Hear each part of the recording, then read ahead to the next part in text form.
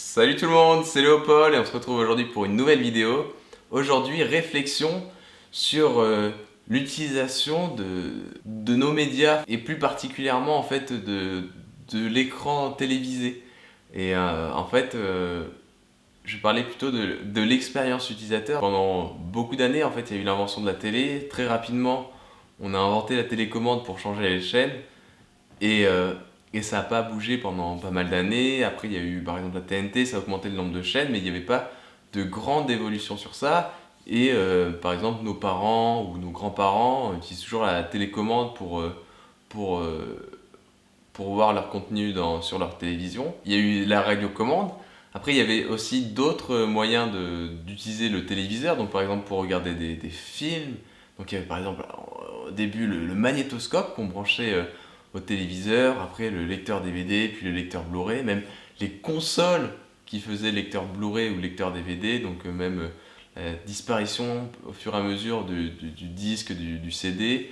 Et donc, après, il y a eu par exemple, la VOD, on avait une box Orange, on pouvait louer, acheter un film, on avait un compte Canal+, on pouvait louer, acheter un film, on le faisait directement avec son boîtier. Après, il y a eu d'autres évolutions, on a eu les gens un petit peu malins qui se sont dit « Ah mais en fait mon ordinateur, si je branche en HDMI mon ordinateur à ma télé, finalement, je peux avoir accès à YouTube, à plein de contenus. Puis sur mon ordinateur, j'arrive à craquer des films. Bah, comme ça, je craque le film et je le diffuse sur mon grand téléviseur. Comme ça, c'est plus agréable pour regarder. Et donc, il y a eu ces petites évolutions. Et au fur et à mesure, là, il y a eu l'invention du Chromecast. Alors, c'est un petit peu.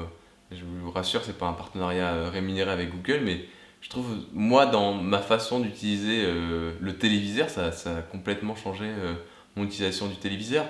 Et en pas beaucoup d'années, parce que j'ai commencé mon DUT MMI, donc c'était en 2016, euh, j'avais l'impression d'être au top du top. En fait, je branchais mon ordinateur et mon deuxième écran, finalement, c'était ma télé. Et comme ça, dès que j'avais envie de regarder un film, je tapais sur Google comment trouver ce film.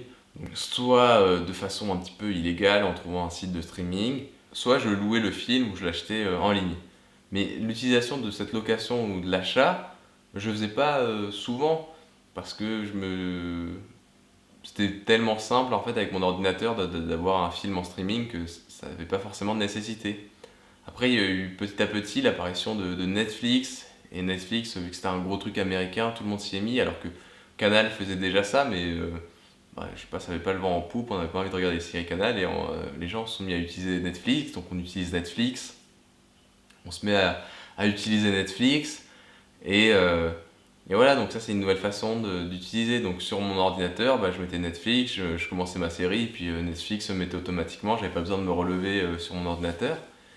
Et après, il y a eu l'apparition du Chromecast. Donc j'en parlais, et donc il y a eu le Chromecast, il y avait d'autres boîtiers, il y avait la Fire Stick TV de Amazon.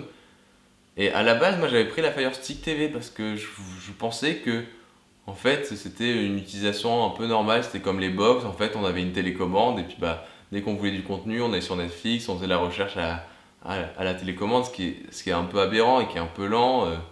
C'était plus lent que mon clavier d'ordinateur, mais au moins ça m'évitait d'aller me lever pour aller sur l'ordinateur pour mettre le film. Et après, j'ai décidé de tester le Chromecast.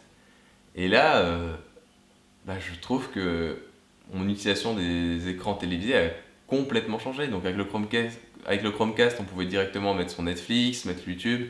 Et en fait, on s'assoit dans son canapé, on sort son téléphone et on peut lancer tous les contenus. Donc j'ai gagné en confort, mais avec mon ordinateur, je pouvais aller sur des sites de streaming. Là, en Chromecast, c'était plus compliqué. Donc heureusement, il y avait bah, les sites comme Netflix ou les choses comme ça, donc je pouvais mettre des films, des séries. Mais le catalogue était limité et des fois j'aime bien voir des films hors catalogue. Donc je me suis mis en fait finalement le support de l'achat d'un DVD, ça s'était vraiment perdu. Et en fait, je me suis mis personnellement à louer ou acheter de la VOD. Et donc, en fait, vu que j'étais dans un environnement cloisonné, mais qui m'apportait beaucoup de confort, je me suis mis à dépenser plus pour mes usages. Et je me disais, bon bah tant pis, je loue ce film, ça reste toujours moins cher que l'acheter en DVD ça m'évite de me lever, de chercher plein de sites de streaming, de casser mon ordinateur à avoir plein de merdouilles qui se mettent dessus.